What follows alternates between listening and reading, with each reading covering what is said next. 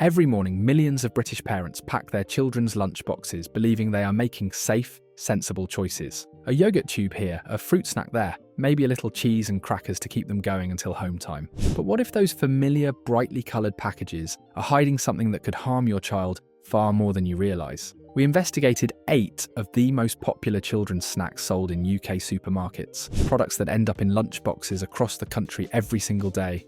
And what we uncovered should make every parent stop and reconsider what they are putting into that bag, because the final item carries a risk most parents never even think about. Number 8. Fruit Winders. The snack that proves the word fruit on a packet means almost nothing. Fruit Winders have been a lunchbox staple for over 2 decades. Bright, fun, peelable and marketed directly at children, with cartoon characters and promises of real fruit goodness. Parents see the word fruit and assume they are giving their child something at least semi-healthy. A step up from sweets. A reasonable compromise, but turn that packet over and the illusion falls apart. The first ingredient is not fruit, it is glucose-fructose syrup. The second ingredient is sugar. Then you find concentrated fruit purees so heavily processed that almost all the original fibre, vitamins and structure of the fruit has been stripped away. What remains is essentially a flat, sugary strip with a fruity taste and almost none of the benefits of eating actual fruit. A single fruit winder contains around 6 grams of sugar. That may not sound extreme until you realise the NHS recommends children aged 4 to 6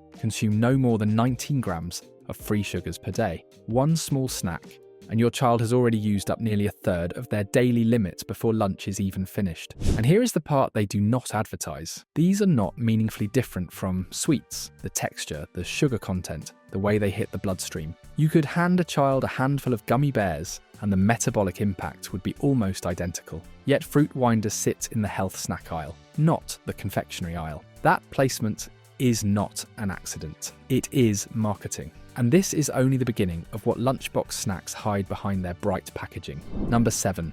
Froobs. The yogurt that forgot what yogurt is supposed to be. Froobs are everywhere. Colourful tubes, easy to grab, no spoon required. They have become one of the most convenient lunchbox additions in the country. Squeezy, fun, and marketed as a source of calcium and protein. What could be wrong with yogurt? Plenty, as it turns out. Real yogurt, the kind your grandparents ate, is a simple thing. Milk, live cultures, maybe a touch of honey. It is fermented, are full of probiotics and relatively low in sugar. Froobs are a different product entirely. A single Froobs tube contains over 9 grams of sugar. Some of that is naturally occurring lactose, but a significant portion is added sugar and glucose-fructose syrup. One tube, and a young child has consumed nearly half their recommended daily sugar intake. And the fruit, almost an afterthought. Most Froobs flavours contain a small percentage of fruit puree concentrate, just enough to justify the cartoon strawberry on the packet. The rest is sweeteners, thickeners, flavourings and colourings designed to appeal to children. Nutritionally, Froobs sit far closer to dessert than to actual yogurt. The protein content is modest at best, and the live cultures that make traditional yogurt beneficial for gut health are often minimal or absent entirely in these ultra-processed tubes. Yet supermarkets shelve them beside plain yogurts, and parents buy them thinking they are offering something wholesome. The truth is simpler. These are sugar tubes with a yogurt alibi. When children consume this much sugar in a format that takes seconds to finish, their blood glucose spikes hard and fast. Then comes the crash, the irritability, the difficulty concentrating in afternoon lessons. Teachers see it every day. Most have no idea the lunchbox is partly to blame, but the sugar problem does not stop at snacks pretending to be yogurt. The next item hides its dangers behind a very different mask: protein. Number 6. Pepperami Minis, the protein snack that comes with a sodium warning your child never sees. Pepperami has built its brand on boldness. The edgy adverts, the "a bit of an animal" slogan, the idea that this is a rebellious, flavour-packed snack for people who want something meatier than crisps. And in the world of lunchbox protein, Pepperami Minis have carved out serious territory. Parents see meat, they think protein, they assume it is a better option than another sugary cereal bar. But look closer, and the picture changes quickly. A single Pepperami Mini contains around 0.7 grams of salt. The NHS recommends that children aged 4 to 6 consume no more than 3 grams of salt per day. One tiny meat stick, and your child has already consumed nearly a quarter of their daily maximum before they have touched the rest of their lunch. And salt is just the beginning. Pepperami is a processed meat product. The ingredient list includes pork, mechanically separated chicken, sodium nitrite, sodium ascorbate, and various flavor enhancers. Sodium nitrite is a preservative commonly used in processed meats to extend shelf life and maintain color. It has been linked in numerous studies to increased health risks when consumed regularly over time, which is exactly what happens when these snacks appear in lunchboxes week after week. The World Health Organization has classified processed meat as a Group 1 carcinogen, the same category as tobacco. That does not mean a single pepperami will cause harm, but it does mean regular consumption of processed meats is something health authorities actively recommend limiting, especially for children whose bodies are still developing. Yet these snacks are marketed directly at kids, sized for small hands, and sold as a convenient protein hit. The advertising positions pepperami as cheeky and fun, something children will actually want to eat. And that is precisely the problem. When junk food is wrapped in playful branding and aimed squarely at young audiences, parents lower their guard. They see protein on the packet and overlook everything else hiding inside. Protein is important, but this is not the way to deliver it. And if you think a salty meat stick is the worst ultra-processed offender in the lunchbox, wait until you see what passes for cheese and crackers these days. If you're learning something new here, hit subscribe and keep these eye-opening breakdowns coming. Number 5. Mini cheddars. The snack that calls itself a biscuit but behaves like a crisp. Mini cheddars hold a strange place in the British lunchbox. They are not quite crisps, not quite crackers. And the word cheddar, right there in the name, suggests something vaguely wholesome. Cheese is calcium. Calcium is good for growing bones. How bad could these little baked bites really be? Worse than most parents imagine. Mini cheddars are classified as an ultra-processed food. The recipe includes refined wheat flour, vegetable oils including palm, cheese powder, flavor enhancers, and a long list of additives that no home baker would recognize. The cheese content is modest at best, and what little remains has been dried, powdered, and reconstituted into something more closely resembling a flavoring agent than actual dairy. A standard 25-gram bag contains around 0.5 grams of salt. For a child aged 4 to 6, that is already 1/6 of their entire daily salt allowance in a single snack. And most children do not stop at one bag, but salt is only part of the story. The refined flour in mini cheddars has been stripped of fibre and nutrients. What remains is a fast-digesting carbohydrate that spikes blood sugar almost as quickly as pure glucose. Combine that with the added fats and flavour enhancers designed to trigger the brain's reward centres, and you have a product engineered to encourage overeating. This is not an accident. Ultra-processed foods are deliberately formulated to be hyper-palatable, easy to consume quickly, and difficult to stop eating. Mini cheddars fit that description perfectly. Research from the British Heart Foundation has repeatedly highlighted the link between high-salt diets in childhood and increased blood pressure later in life. The habits children form now follow them into adulthood. Every salty snack normalizes a flavor profile that puts long-term health at risk, and the packaging knows exactly what it is doing. The branding is playful. The word cheddar implies real food. The portion packs look harmless sitting next to a sandwich. But what you are handing your child is closer to a flavored crisp than anything, resembling cheese or a traditional biscuit. And yet, there is something even more deceptive waiting in the next spot. A snack that markets itself as 100% fruit, when the reality is far more complicated. Before, Yo-Yo Bear Fruit Rolls, the 100% fruit snack that acts like a sugar bomb. Yo-Yo Bear Rolls have become one of the most popular,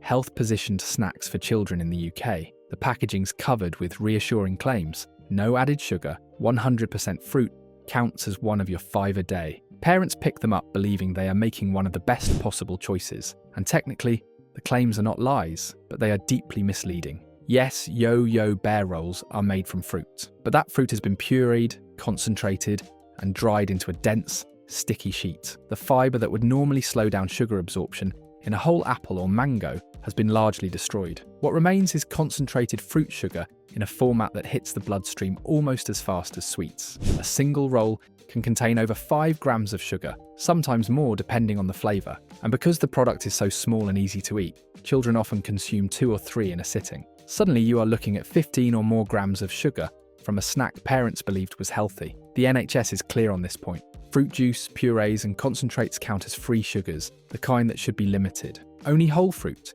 with its fibre intact, delivers sugar in a form the body can handle without spiking blood glucose. Yo-Yo Bear Rolls are free sugars in a deceptive wrapper. Public Health England has warned for years that products marketed as fruit snacks often contain sugar levels comparable to confectionery. Yet these warnings rarely reach parents at the point of purchase. The branding does its job too well. By the time the roll is in the lunchbox, the damage is already done, and the energy cycle is brutal. That rapid sugar hit gives children a short burst of energy, often right in the middle of the school day. Then comes the crash, the difficulty focusing, the irritability that teachers and parents know all too well. The snack that was supposed to fuel them through the afternoon has done the exact opposite. Marketing something as 100% fruit does not make it healthy. It just makes it easier to sell to parents who trust the label. But if fruit roll-ups can mislead this effectively, imagine what happens when an entire meal replacement is engineered for convenience over nutrition. That is exactly what we found in the next item. If you're learning something new here, hit subscribe and keep these eye-opening breakdowns coming. Number 3. Lunchables. The meal kit that teaches children food comes from factories, not kitchens. Lunchables have been a fixture in British supermarkets for years. A neat little tray with everything included. Processed meat, crackers, cheese, sometimes a small sweet treat.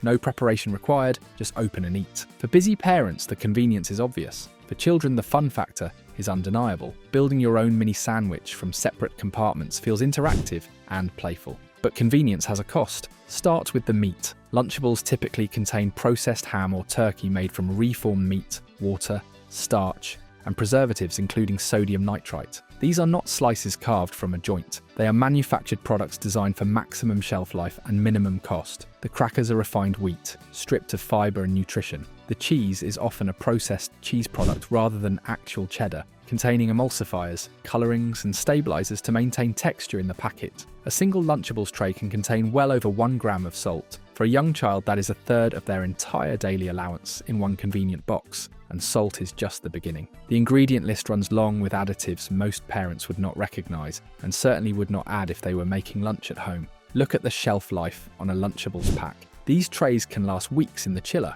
Real ham, real cheese, and real crackers would never survive that long. The only reason Lunchables do is because every component has been engineered for preservation, not nutrition. That kind of longevity does not come from quality, it comes from chemistry. And here is the deeper problem. Lunchables teach children that food comes in plastic trays with month-long shelf lives, that processed meat discs and orange cheese squares are normal components of a meal. That eating is about assembly, not nourishment. This matters because food habits form early. A child raised on ultra-processed convenience kits develops a palate and an expectation that real food struggles to compete with. The damage is not just nutritional, it is cultural. Yet these trays sit proudly in the chilled aisle, priced as a complete meal solution, marketed as fun and balanced. Balanced is not the word any nutritionist would use, and if a processed meal kit sounds bad, wait until you see what some brands have managed to hide inside something as innocent as a smoothie. Number 2. Froob smoothies. The healthy pouch hiding a soft drink's worth of sugar. Smoothie pouches have exploded in popularity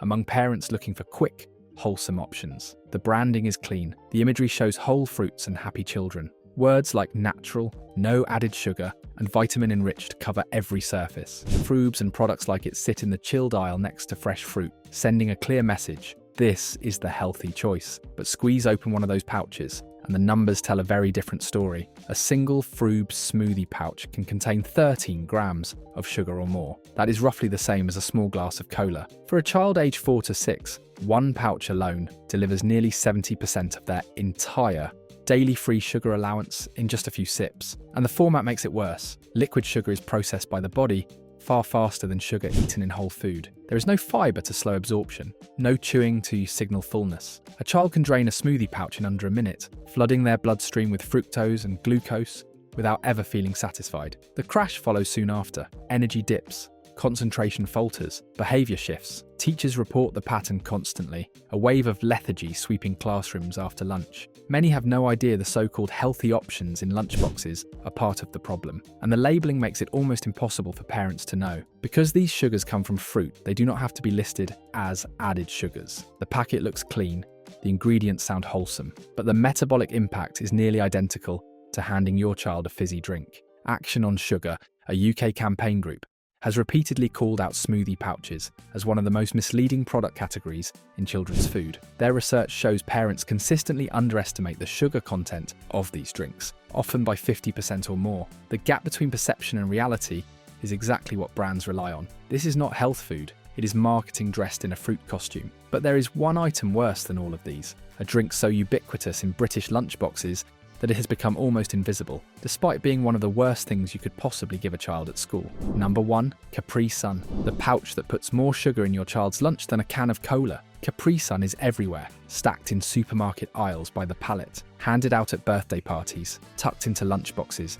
by parents who see fruit on the label and assume it must be a reasonable choice. It is, without exaggeration, one of the worst drinks you can give a child. A single 200 milliliter Capri Sun pouch contains around 15 grams of sugar, sometimes more depending on the flavor. To put that in perspective, a child aged 4 to 6 should consume no more than 19 grams of free sugars in an entire day. One small pouch at lunch and they have already used nearly 80% of their limit. And what exactly is delivering all that sugar? Not fruit. The typical Capri Sun contains around 8 to 12% fruit juice from concentrate. The rest is water, sugar, and flavorings. It is, in effect, a diluted sugar syrup, with a hint of fruit taste, packaged in a shiny pouch covered in images of oranges and sunshine. The marketing is relentless. Words like natural, no artificial colours, and refreshing appear prominently. Parents are led to believe this is a better choice than fizzy drinks. In reality, the sugar content is comparable, and the nutritional value is close to zero. Worse still, the format is designed for speed. Children pierce the pouch with a straw